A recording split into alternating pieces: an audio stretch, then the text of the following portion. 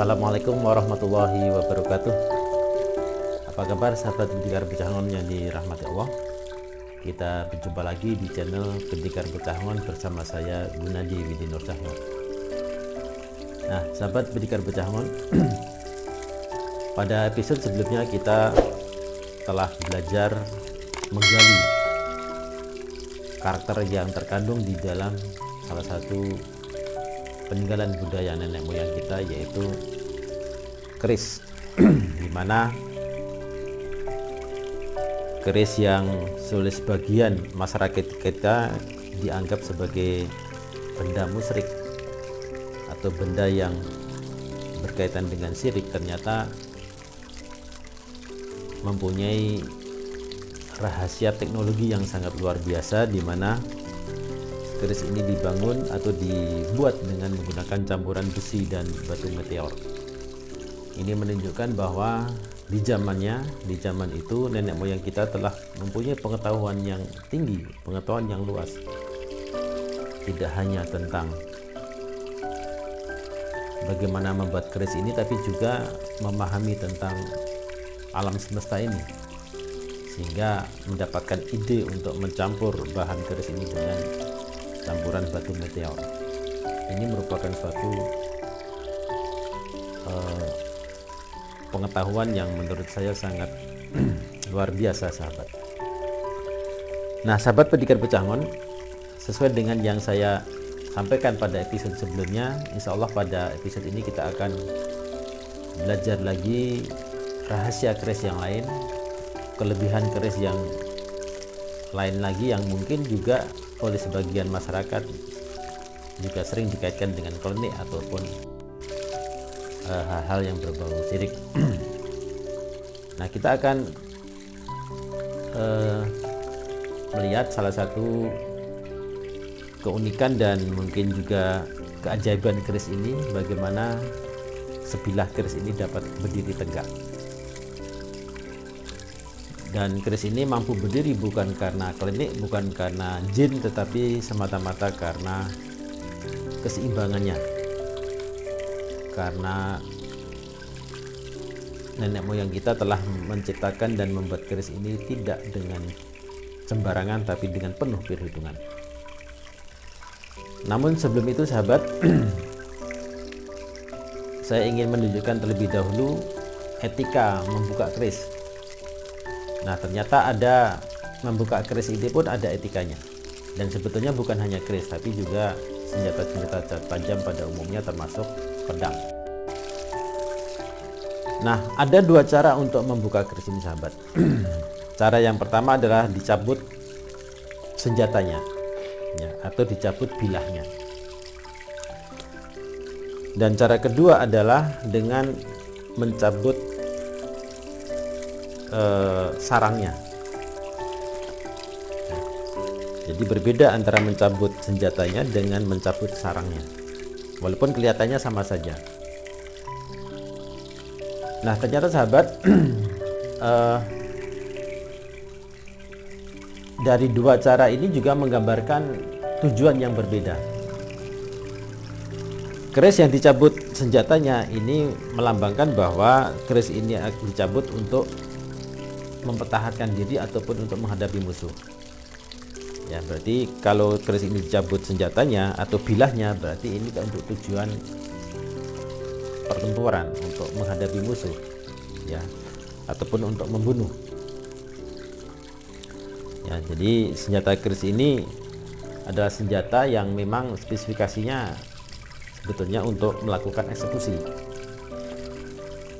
Jadi ketika keris ini dicabut senjatanya, berarti tujuannya adalah untuk membunuh ataupun untuk menghadapi lawan.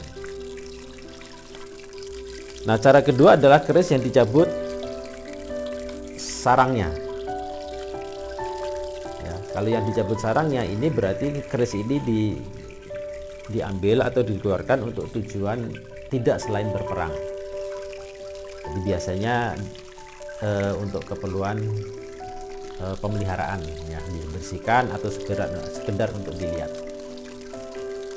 Nah, jadi seperti sekarang ini karena saya sedang dalam keadaan berperang, tidak menghadapi musuh, maka cara membuka keris ini dengan cara yang kedua, yaitu dicabut sangkarnya atau sarangnya dengan cara seperti ini. Kita tarik dengan tangan kiri. Kalau saya tarik dengan tangan kanan, berarti yang dibuka adalah, yang dicabut adalah senjatanya, kerisnya. Kalau yang ditarik tangan kiri, berarti yang dicabut adalah sarangnya. Kita angkat seperti ini. Nah, itu etika dalam membuka ataupun mencabut keris, sahabat. Sekarang kita akan melihat keajaiban ataupun hal yang luar biasa dari yang terkandung di dalam senjata keris ini, yaitu bagaimana keris ini dapat berdiri tegak. Nah, sahabat pendekar pecangon, keris ini berdiri tegak itu juga bukan karena klinik, bukan karena jin, tapi semata-mata karena keseimbangan. Dan ini merupakan salah satu rahasia di alam semesta ini. Allah juga telah berfirman dalam surat Ar-Rahman bahwa Allah meninggikan langit dan menciptakan keseimbangan. Nah, keris adalah manifestasi, jadi suatu perlambang dari keseimbangan itu, bahwa Allah telah menciptakan alam dengan seimbang. Ini diwujudkan oleh nenek moyang kita dalam bentuk keris yang mewakili perwujudan keseimbangan itu. Nah, sehingga keris ini bisa berdiri itu juga semata-mata karena keseimbangannya. Jadi para empu pembuat keris membuat keris ini dengan penuh pertimbangan, walaupun bentuknya tidak sepenuhnya simetris, ya. Kita lihat di bagian pangkalnya ini kan tidak simetris, tetapi mampu berdiri tegak dengan seimbang. Nah, sahabat, setelah mengkondisikan supaya kita bisa melihat peragaan bagaimana keris ini bisa berdiri tegak. Nah, sengaja saya alasi meja dengan lembaran ini, sahabat, karena mejanya licin, ya. Bisa juga dialasi kertas, ya, karena kalau langsung di meja ini licin. Nah, kita buka dulu kerisnya. Bismillahirrahmanirrahim.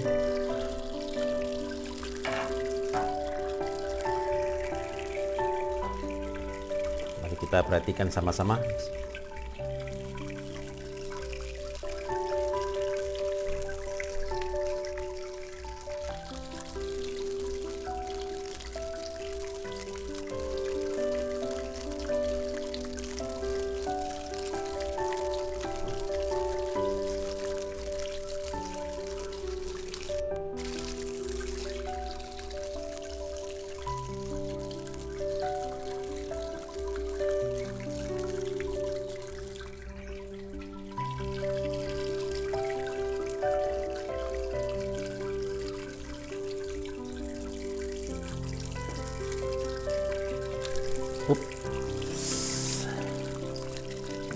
Kita ulang lagi.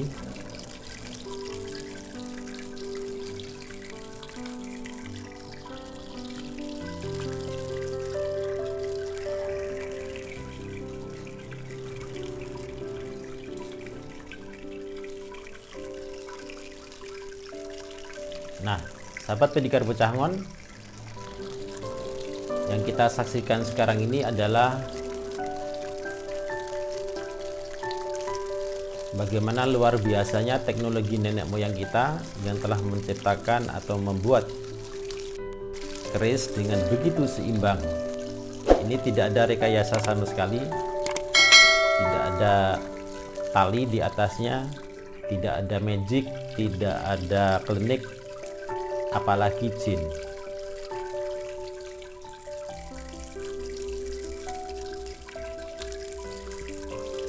Padahal keris yang saya miliki ini sahabat, ini termasuk keris yang biasa, tidak mahal.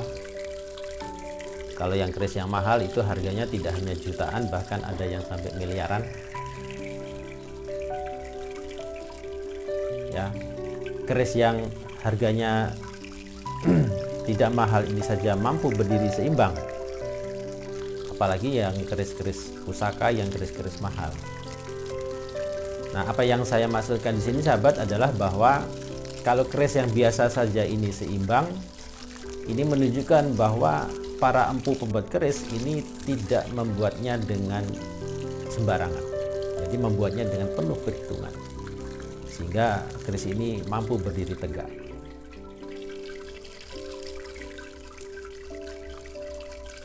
Nah, saya telah menunjukkan ini ke beberapa mahasiswa saya, dan saya juga minta mereka untuk mencoba, untuk menunjukkan bahwa yang saya tunjukkan ini tidak ada kaitannya dengan klinik, tidak ada kaitannya dengan jin. Siapapun bisa mencoba. Dan ternyata beberapa mahasiswa berhasil melakukannya. Ya. Dan memang ada sebagian yang gagal. Kuncinya adalah ya harus sabar, harus tenang. Ya, karena kalau tangan gemetar yang tidak akan bisa.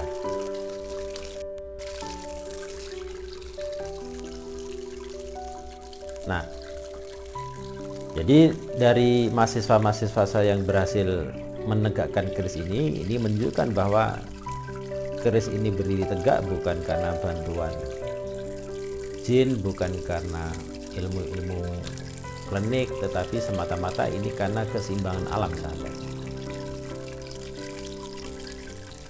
Ini murni ilmiah, karena siapapun bisa melakukannya, dan saya telah membuktikan itu. Mahasiswa saya juga telah membuktikan itu. Jadi bagi saudara-saudara yang meyakini keris ini benda musyrik, ya tolong belajar lagi. Bagi yang masih meyakini keris ini syirik, tolong belajar lagi. Jangan buru-buru menyalahkan, apalagi bahkan merusak. Ya. Jadi jangan sampai keterbatasan ilmu kita, karena kita yang belum paham, kemudian keris yang jadi sasaran, orang lain yang disalahkan.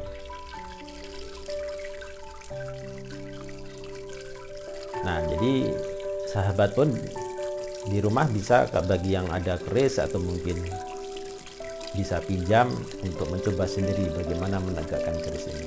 Dan ini bisa bertahan lama, selama meja tidak kena senggol, selama tidak ada getaran, keris ini akan terus berdiri tegak seperti ini sahabat. Nah, ini menunjukkan betapa luar biasanya karya nenek moyang kita yang harus kita lestarikan dan harus kita hargai sahabat. Ya, apalagi yang keris-keris pusaka itu dibuat dengan susah payah. Para empu pembuat keris itu juga harus puasa dulu sebelum membuat keris. Dan bahkan juga dengan tirakat. Nah, ini juga di sisi lain menunjukkan kedekatan nenek moyang kita terhadap alam semesta dan kedekatan nenek moyang kita kepada Sang Maha Pencipta sahabat. Bagaimana nenek moyang kita pada saat itu yang teknologinya belum semaju sekarang, tapi sudah bisa memahami alam semesta ini. Sudah banyak rahasia yang diungkap oleh nenek moyang kita yang sekarang justru banyak yang tersembunyi. Nah, kita harus mempelajari dan kita harus menggali. Dan salah satu yang kita perlu gali adalah rahasia keris ini sahabat. Allah juga telah berfirman dalam surat Al-Hadid, satu ayat yang mengatakan wa anzalnal hadid, dan aku telah turunkan besi. Nah, ini adalah ayat yang menjelaskan rahasia dari mana besi ini berasal. Jadi di surat Al-Hadid itu Allah mengatakan aku telah turunkan besi. Allah tidak mengatakan aku ciptakan besi, tapi aku turunkan besi. Nah, ini mengandung makna sahabat bahwa besi yang ada di bumi ini itu bukan benda yang memang ada berasal dari bumi, tapi benda yang berasal dari luar angkasa. Jadi Allah datangkan besi ini berasal dari batu-batu meteor yang ada di angkasa sana, yang kemudian bertabrakan dengan bumi. Jadi besi ini pun juga merupakan benda angkasa yang diturunkan Allah ke bumi. Jadi dari ayat itu kita bisa memahami bahwa besi sebetulnya bukan benda yang asli berada di bumi, tapi Allah datangkan dari langit. Allah turunkan, yang namanya turunkan berarti turunnya pasti dari langit. Jadi pada ribuan tahun yang lalu, mungkin sebelum bumi dihuni oleh manusia, yang bumi pernah bertabrakan dengan meteor atau hujan meteor dan sebagainya, di mana batu meteor itu banyak mengandung besi yang kemudian tertanam di dalam tanah, yang kemudian kita tambang, yang kemudian kita manfaatkan. Dan dinyatakan juga bahwa besi ini mengandung satu kekuatan, apalagi yang berasal dari benda angkasa yang juga sebagian masih mengandung radioaktif, masih mengandung radiasi. Sehingga dari situlah sumber kekuatan dari keris ini, sahabat. Apalagi keris ini juga dicampur dengan batu meteor yang juga masih mengandung radiasi, sebagaimana yang kita bahas pada minggu yang lalu. Nah, jadi sahabat, mudah-mudahan dari pembahasan ini akan menambah wawasan kita, menambah pengetahuan kita bahwa keris ini adalah bukan benda mistik, bukan benda syirik, tetapi adalah suatu benda yang sangat alamiah, ilmiah. Ya, tidak ada klinik, ini adalah benda ilmiah yang dibuat dari besi, yang juga ciptaan dari Allah. Ilmu untuk membuat keris, ilmu yang dimiliki, yang digunakan oleh para empu, ini juga ilmunya dari Allah. Allah yang telah mengajarkan nenek moyang kita bagaimana membuat keris. Kalau nggak dari Allah, dari mana lagi? Lalu kalau kita merusak keris, berarti kan sama saja kita merusak ilmu yang Allah turunkan kepada para empu.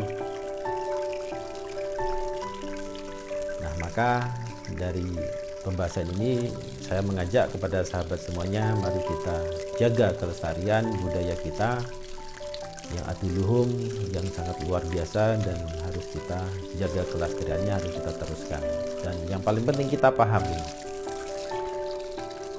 yang paling penting kita pelajari, karena banyak ilmu, banyak hikmah yang bisa kita ambil dari budaya kita, budaya Nusantara yang kita cintai ini.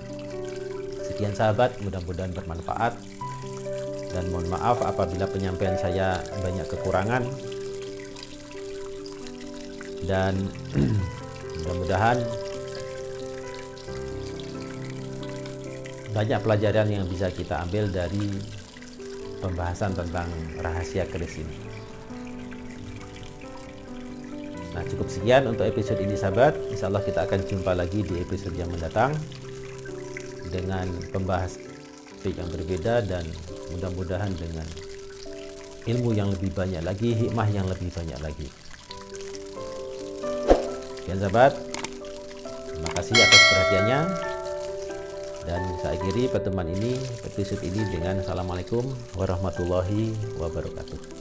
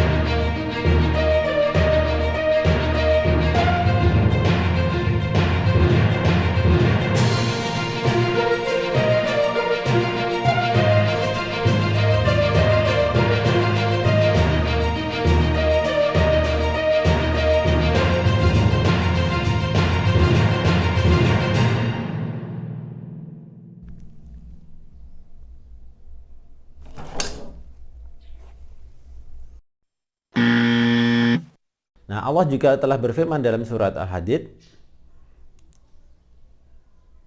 di mana di situ Allah berfirman,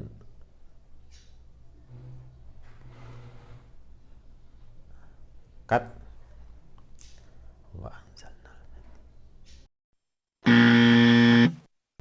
ya, jadi tidak tidak apa namanya